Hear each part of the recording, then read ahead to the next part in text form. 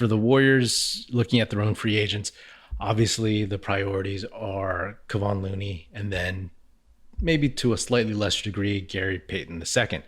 So Looney, he's been proven. I mean, we saw what he did against some of the best centers, some of the bigger, stronger, more athletic dudes in the playoffs. And I just think you have to re-sign him because he brings that stability. He helps you win a title, and you don't know exactly yet what's going to come from James Wiseman. I'm a big James Wiseman believer, always have been. If he's healthy, I hope he's right. Then I think he can just continue to improve and start showing what he can do. But Looney, I mean, when he was a free agent last time, I expected him to get more offers, but he didn't. Maybe people thought that he was just a function of the Warriors system. Maybe because of his injury history, they didn't know if he was worth it. And that could all be true. But right now, I think he'll probably get some offers. I have no idea how much. But if they can keep him somehow, some way, that would be really, really key. Gary Payton II, I mean, if he gets an offer from somewhere that the Warriors can't match, by all means, go for that. Because at this point in his career, 29, going on 30, I mean, just take the money, man. You got a ring, take the money, get paid while you can. And again, I hope the Warriors can keep him, but we'll see. I think if he leaves, then the Warriors are back in that same position that they were in at the beginning of this past season, where they need that point of attack guard to stop guys like, or at least pick up guys like Ja Morant, like De'Aaron Fox, like Kyrie Irving, like Dame Lillard, if those guys play as much as they usually do next year.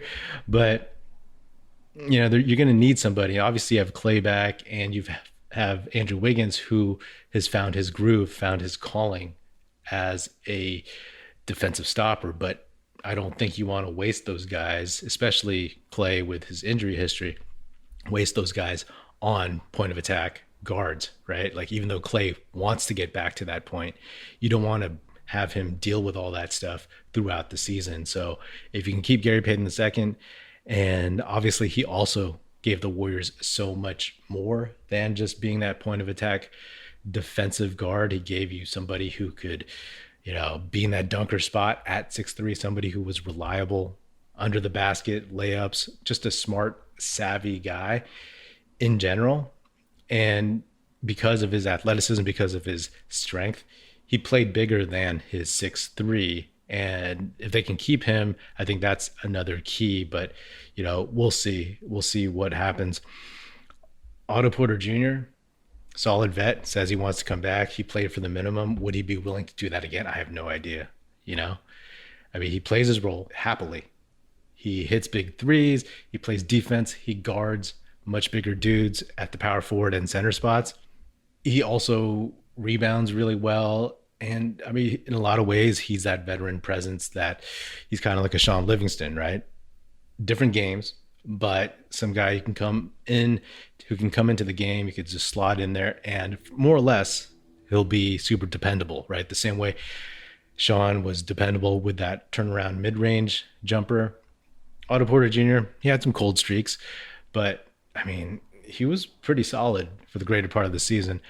From three, he would come in and it was like, oh, Otto Porter Jr. had just hit 2 threes. Great.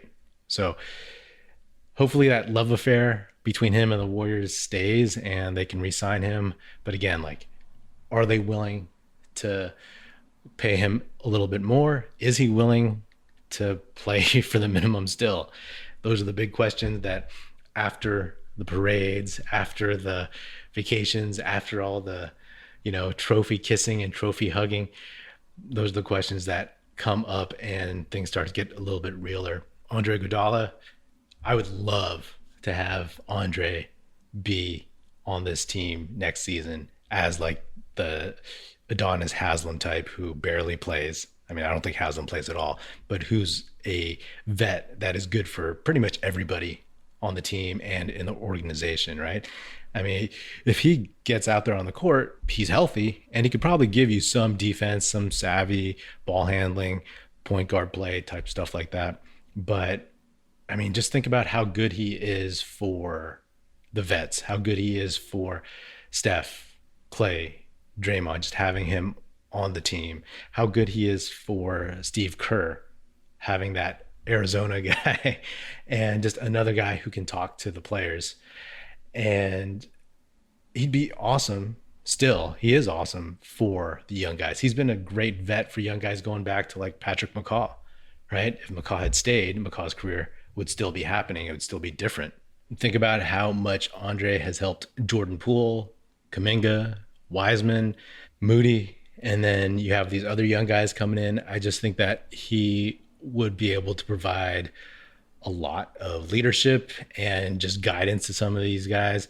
And, if I'm Andre, I played for the minimum, I would do it again, honestly, because if you're like me and you've known for a while that this team was going to be better next season, then why wouldn't you? You have a shot at a fifth ring with the same core of guys that you've won rings with before. So why not? Run it back if he wants to. And if there's that slot, then give him the roster spot.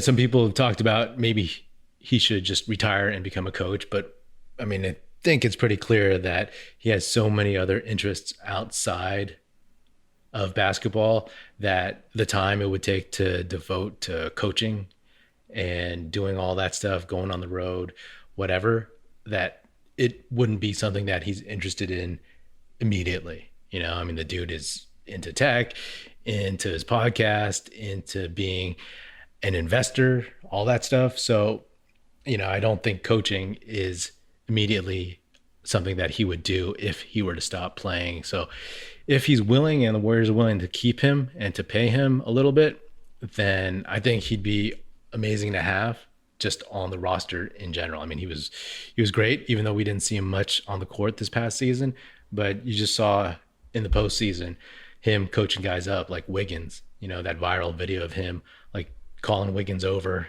explaining some stuff very adamantly. And I think that would be helpful even into next season for sure.